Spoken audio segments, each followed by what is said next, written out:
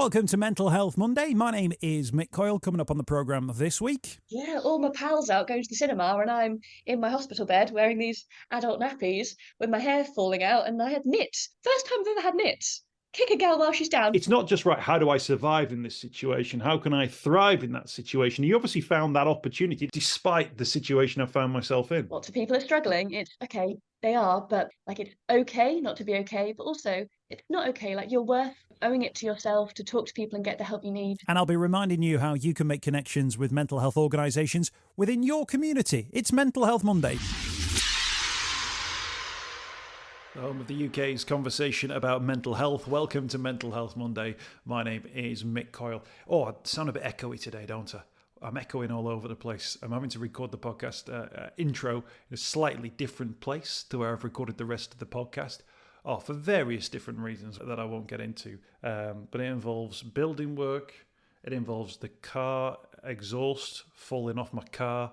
It involves a week-long holiday in Cornwall, which went on for a little bit longer than anticipated. If you ever bump into me in the street, ask me. I'll tell you the full story. But for now, I'm actually in my mum and dad's kitchen, believe it or not. So I've got, there's a ticking clock there. I've got a really squeaky seat.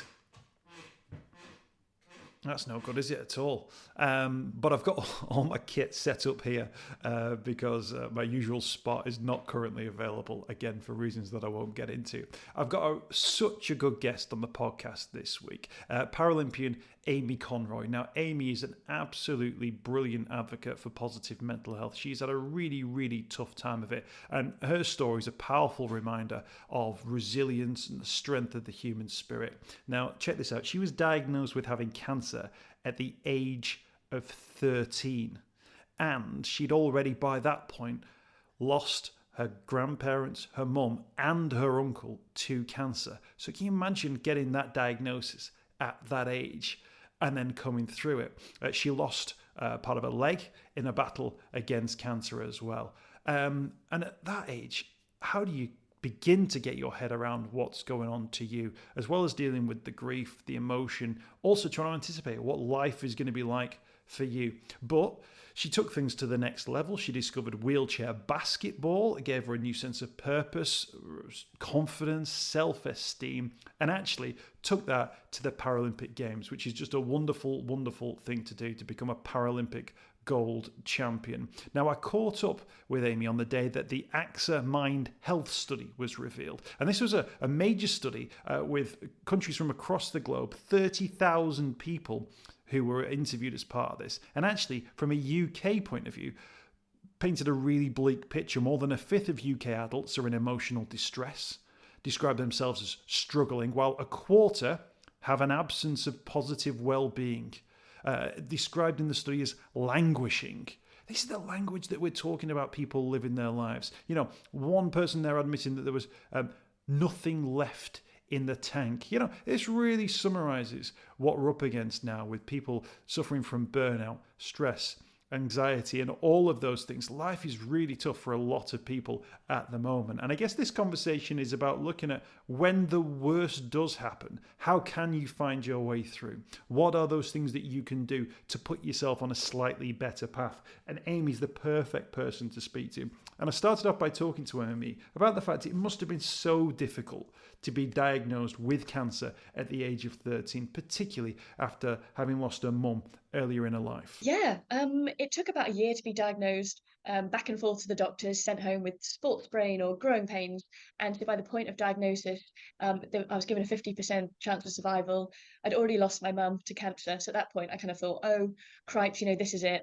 A year in hospital, kind of with some tough times. There were some touch and go times. I was pretty sick, but my dad is my absolute kind of hero, role model still to this day. And I'm just so lucky that I've got someone like him who stayed with me every night and just taught me some life lessons on how to tackle the tough times that have kind of helped me going forward.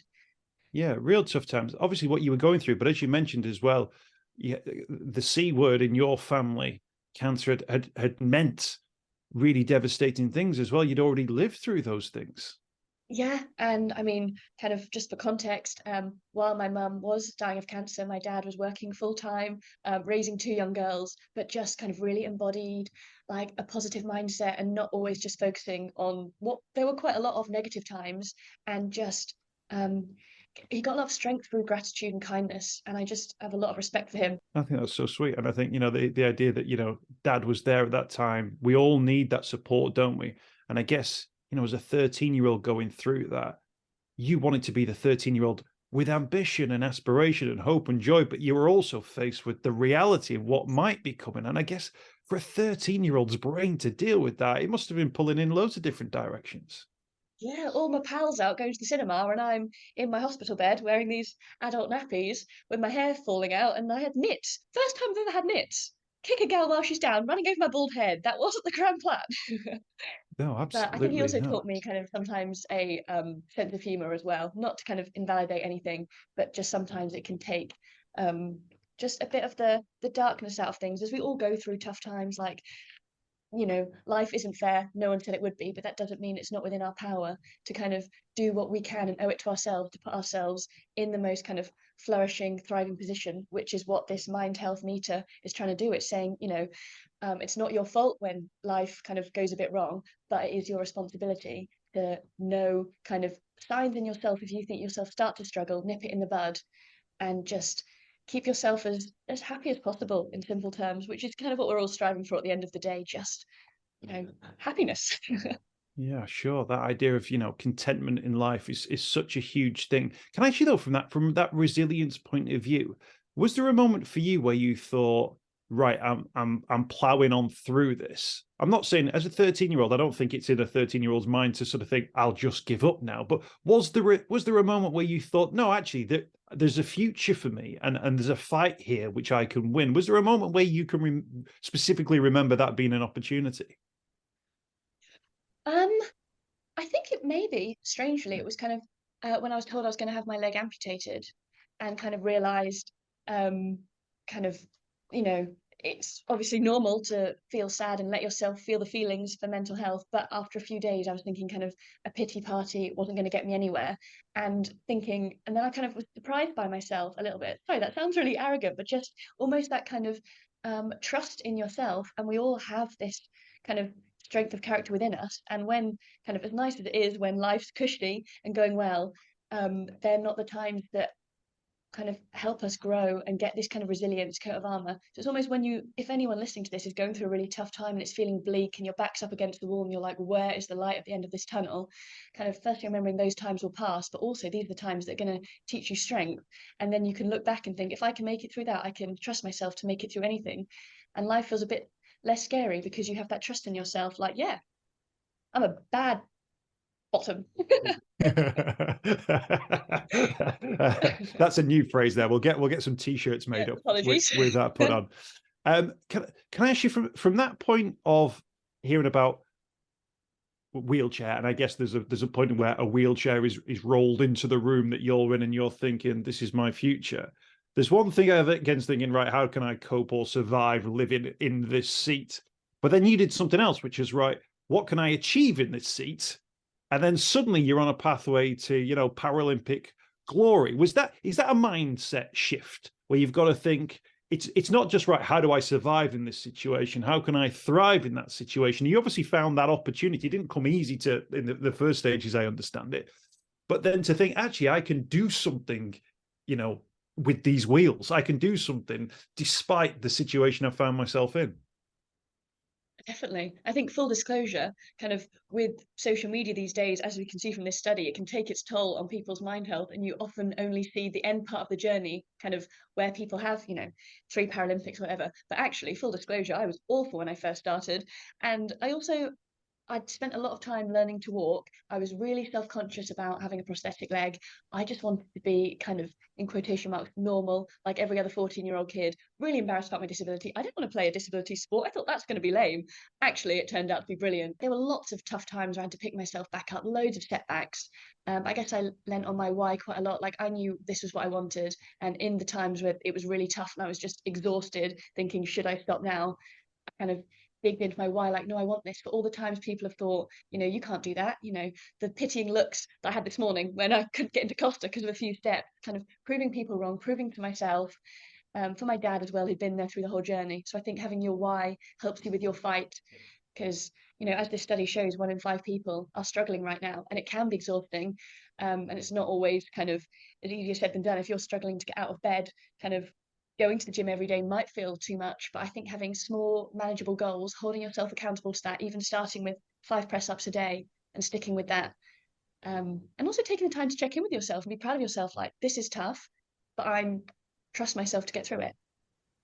Can I actually, in regard to that, because sometimes people go, "Oh, Amy's fine now because she's a Paralympic champion. We saw her on the TV," and I wonder whether or not actually, if we took a lot on the program about people going on a journey with their mental health, I wonder whether or not actually that's still a part of it. That obviously there's still the grief from when you were a child, maybe grief for a life that you don't lead, those day-to-day inconveniences, not being able to get into a coffee shop as a result of being in a wheelchair. I think maybe we also need to understand that people like yourself are still going through so many of those issues. And just because there's a Paralympic medal round your neck, it doesn't mean that your journey is complete and, oh, she's fine now because she did that thing we saw on Channel 4. Oh, 100%. Yeah. I think mental health is like physical health, as in you always have to kind of look after it. And I think if people have the mindset of, oh, once you're fine, that could be a bit dangerous and you might be frustrated at yourself.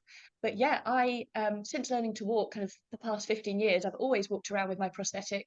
And for the last 4 months, I've got some type of pain. We can't diagnose it yet. And I'm using a day chair for the first time.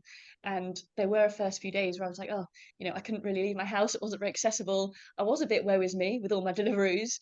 But again, just trying to check in with myself, self-kindness as well, but also kind of, okay, well, good parts are I do have a wheelchair. Finally, it's giving me a kick up the butt to, have more confidence with it. Going out in London, it is a bit tough, but I was always a bit self-conscious to do it. So it's making me get out of my comfort zone, making me grow as a person, and kind of seeing the silver linings within it. I'm fortunate that I only sometimes have to use a wheelchair. Like, that's what's kind of helping me. Might not resonate with anyone, sound a bit cheesy, but I think just noticing the good things, sometimes we can have a habit of focusing on the stuff that's going wrong. How important is it that you spot these things upstream, if you like, that you might notice, so hang on, I'm not having a good day today, or these frustrations are all starting to back up? Have you sort of taught yourself ways of just going, right, hang on a minute, I'm heading into that space a little bit? Absolutely. And it's a work in process. There are many times where I've hit the wall. I think that's why this mind health meter is so good, because it's teaching you kind of, it's not one size fit all, but know yourself. So for me, maybe it's kind of my sleep's not as good. I might be noticing I'm isolating myself a bit from family and friends. Things that don't normally stress me do more. And it's like, hang on a second, I need to just stop for a sec, see what's going wrong, what can I change, what's in my control, rather than letting it spiral. And I just love how this study is proactive with that, rather than just doom and gloom. Lots of people are struggling. It's okay, they are, but that's like, it's okay not to be okay, but also it's not okay. Like, you're worth, owing it to yourself to talk to people and get the help you need. And also just kind of advocating, talking to people and reaching out. Kind of the stickiest times I've gone through in my life, I've been so fortunate to have people around me.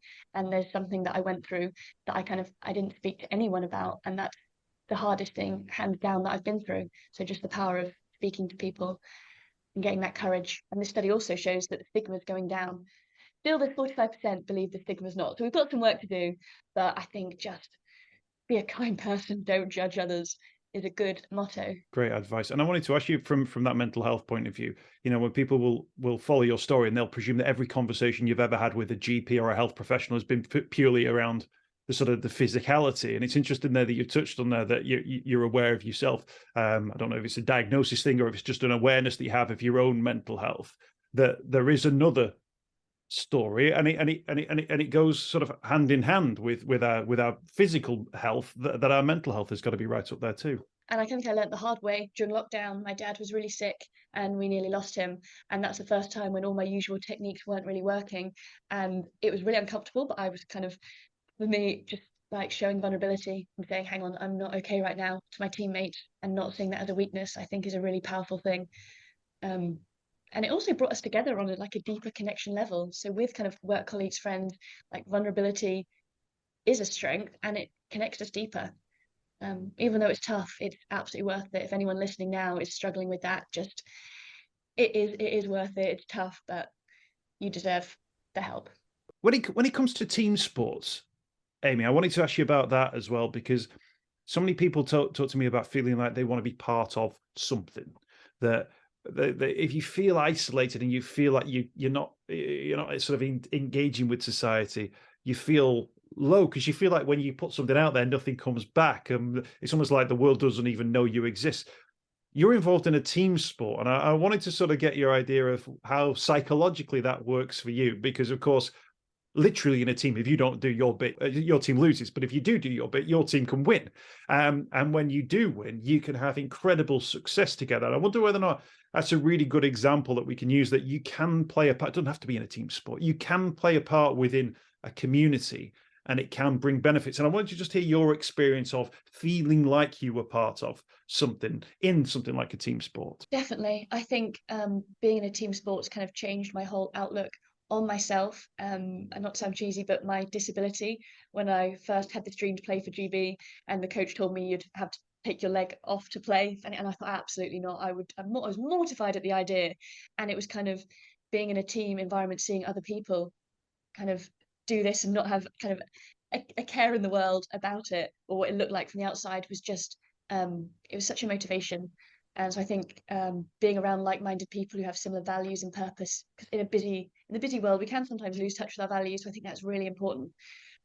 Checking with your purpose, but also in the team dynamic, there are kind of tough times. It does add extra kind of pressures and stress. So any kind of workplace that's dealing with that is normal, but it just means it helps you, encourages you to communicate more, I guess, and to really know each other on a deep level is quite special. Tough to get there, but it's definitely helped me kind of accept like having one leg and thinking, you know, I'm still gonna aim to achieve or go for everything I can. If I fall short, at least I went for it. I'll ask this as sensitively as I can.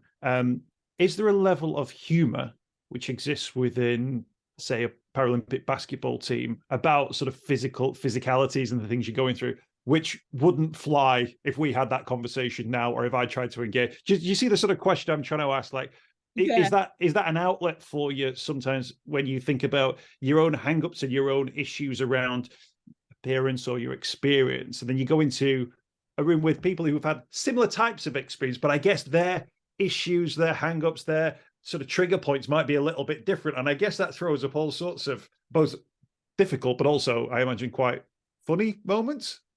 Oh, absolutely. Yeah, it's incredibly un-PC in our changing rooms. But I think that's just a nice thing, because I think people never want to offend, and it comes from a good place, but sometimes people can be really awkward around disability. It's a bit of an elephant in the room sometimes, and people are just so worried about saying the wrong thing that it becomes kind of very careful. And then when you first join a room of disabled people, and I think one of the first things I saw, someone had thrown someone else's prosthetic leg up into the hoop, and they were like hopping trying to get it. And I think my dad was horrified about it. But it's just like, no, it's just kind of, I guess humor is such a great way, because there are tough times in life, but if you can kind of laugh about, I don't know, my prosthetic leg makes these fart noises, which was really embarrassing when I sit down on a tube. But just if you can kind of find the humor in these things, it makes it sometimes feel a bit less deep and bringing you down. But yeah, got some of the insults that we get. I think some people would be horrified. Like I said, you don't have to give them away, but I just wanted to sort of try and tap into that world a little bit. Given all your experience, if someone was to say, well, let's go back and like start all over again, I guess, do you kind of go, well, actually, this is my life, I can take ownership? Obviously, there'll be things that you maybe change and so on and so forth. But do you feel like you can really sort of own your journey, and that people who are going through difficult times as well don't need to write off big sections of their life, that they can still say, well, actually, this is my story, if you like? And I wonder whether or not that's maybe something that we struggle as a society to frame, because we always think bad times, move on, try and forget about them. We don't think bad times and I'm here and now I'm doing this, or and I'm here and I'm hoping to achieve this in the future, knowing that the bad times were part of that story. Yeah, I mean, kind of, I'm sort of, it sounds cheesy to say, but proud of kind of, having my little leg that's been amputated. There are definitely times only recently, for the first time ever, when I haven't been able to walk, I just thought, oh, life would be a lot simpler, a lot less kind of, if I could not be in pain right now. But also, I think differences are so powerful. And we all have these different stories, and everyone has been or will go through tough times. And it just adds more to your character. It makes you see the world in a different view. And I just think it's so important to be your own hype man, check back on everything you've been through. Because often life is so busy, we forget we go through the tough times, then we move on to the next. Think, oh, where else can I go? What's my next goal? Rather than taking a pause, kind of enjoying the journey, where you're at on the journey. Have a laugh around a bowl of chips if it's not going that well, if everything seems to be flopping. But yeah, I think having like pride in yourself also holds you accountable, because you can kind of be honest with yourself and think, okay, I'm letting myself get away with a few excuses right now, and I want to step up for me because I owe it to myself. I love that. That's the sports star mindset there is kicking in. I can almost hear your coach's voice. The other thing, I guess, to say as well, the CEBR research, they've interviewed 30,000 people, and most of them are flagging with an issue. So sometimes we can feel so alone and so isolated when we're dealing with this, that actually you might feel like you're alone and it's only you. This research just goes to prove, particularly in the UK, unfortunately, it's not just you. And absolutely, you're not alone. Yeah, I think knowing you're not alone is the first step into making it easier to speaking out, thinking, okay, other people feel like this. So yeah, I think the fact that the stigma is going down as well. I love how this study have also referred to mental health as mind health, because there can be negative connotations, whereas just like physical health, everyone has kind of mind health. And there is absolutely no shame in struggling. It's just not accepting that and knowing you deserve more is the approach this has taken, and that's why I'm just so excited to be here backing it, as I really do think it's brilliant.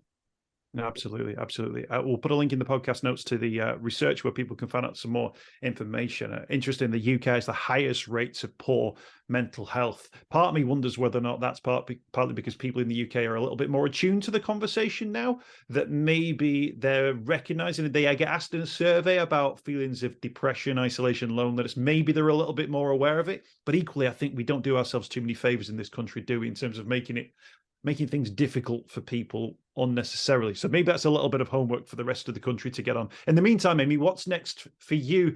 Training, you mentioned sort of the issues you're going through at the moment. Is that sort of a bit of an ongoing journey before you sort of back out on court?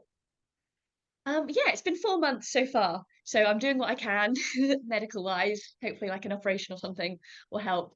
But when I'm back on 2 feet to speak, I've got a blade leg now. I'd love to learn to run. And pretty much just going for things and seeing what happens is You'd love my to main learn. plan. I haven't got a 5-year plan. We've got our World Championships in June. Is the next big milestone. So you've just given us a hint there of an exclusive. Are you? So is that a potential move to the track, do you think? Basketball has my heart, but I used to be a runner, and I've always wanted to try running again. So I just thought I have to scratch the itch. I might be terrible, but I've finally got a blade leg, and if anything, it just looks really cool. I think on the Tinder profile, shine it up. That's fantastic. And is that have you been out on the track? Have you been out on the track with it? Have you run with it? Does it feel good? Does it bring back those memories of running? What's it like? I mean, annoyingly, I was working quite hard to get one. They're quite expensive. AXA have helped me manage to get one. Little plug there. But unfortunately, the leg issues have come at the time when I finally got my shiny, gorgeous baby in my midst. So I've got a lot of excitement and motivation. So as soon as I'm back, able to weight bear, I'm absolutely going to see if I'm any good or not. Do you know a distance? Have you picked a distance, or have you got something in mind that you used to really enjoy doing? I used to do 800 meters, did not enjoy it at all. It was sheer hell, but seemed to be okay at it. So I think I would like to be speed. I've gone for the most unstable but quickest blade. So it's potential for disaster and falling on your face, but potential to fly with it. So most unstable hoping. but quickest. That's another motto and T-shirt that we can get made up. Do not refer to mental health. Unstable but quick. Yeah, that might be a little bit. It takes a bit too much explaining That's that one, maybe not the doesn't it? route we're trying to, yeah. That might go back down the un-PC route. Well, Amy, we wish you all the best with that. That sounds like a fantastic sort of endeavour as well. Really something to hopefully look forward to. We wish you all the best with sort of your ongoing issues as they stand at the moment. And thanks for being so honest as well about your own sort of mental health journey and your story so far. I'm sure people will hear your story and think, really, really inspirational. We'll get a link to your social media profiles up on the podcast links. And thank you so much for your time today. Thank you too. You have such good energy. I hope you've enjoyed this week's podcast. Thanks for checking out Mental Health Monday. My name is Mick Coyle. You can find me on Twitter at Mr. Mick Coyle. You can also find me, Mick Coyle, on Facebook as well. Don't forget, if you want to speak to somebody about your mental health, you can do so. The Samaritans, free to call on 116 123. You can find mental health services where you are. Just look for the Hub of Hope. Type in your postcode. It'll find those mental health services close to you. And for support in a crisis, you can text SHOUT to 85258. That's if you're experiencing a personal crisis, you're unable to cope and need support. Shout to 85258. That's a text line. Do get involved in those services. In an absolute emergency, always remember the number to call is 999. Thanks for downloading the podcast this week. We'll be back next week with more Mental Health Monday.